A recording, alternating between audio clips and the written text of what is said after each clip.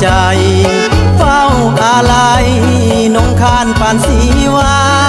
ห่วงตัวเจ้าเท่ากับดวงตา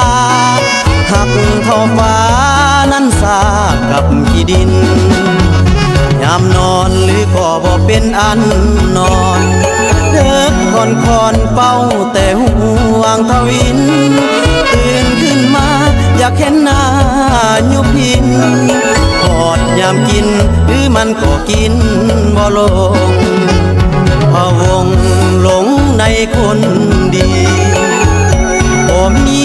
วันใดลืมลงยามหลับตายังฝันหาน้องตื่นก็งงหลงเพ้อหาวันเวลาที่มันเลยไปเหมือนว่าไหนหัวใจอ้ายนี่นาเฝ้าแต่คิดอยู่ทุกเวลาคิดเห็นหน้าแก้วตาอยู่ลำไปบ้านไฟไหม้อยู่ในหัวใจของอ้ายบื้อดอกแนมทางเบื้องนางสู่มือและเจ้าสวนหักอ้ายนั้นดวงใหญ่ไพศาลจนบ่มีแนวป่านเทียมมันใดสิ่งใดทั่วในโลกนี้หรือจะมีค่าเท่าสามวัยสวยทั้งหูงามทั้งน้ำใจบ่ว่าไผต่างก็ยอจะขอเป็นคู่เคียงนางเอวบางสนใจอ้ายบ่หรือว่าเห็นอ้ายบ่หลอกเจ้าสิบ่ตกลงโอเค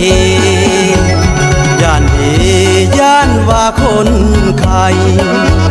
หักใจอ้ายตายแค่เองย่านแต่ความหวังพังเพย่านย่านน้ำตาลินกินข้าวลงคำใดหัวใจเฝ้าแต่ห่วงทวินหักหลายสัมฟ้าโหมดินเป็นห่วงยุพินอยู่ทุกลมหายใจขันบุญให้สมใจตั้งต่อขันบุญให้สมใจตั้งต่อบ่งอบ่เดียวแหวกเกี่ยววันวีในศาสตร์นี้ก็หักนางเดียวสิบ่เที่ยวปันใจเปลี่ยนไปหลายทางบ่ปล่อยนะ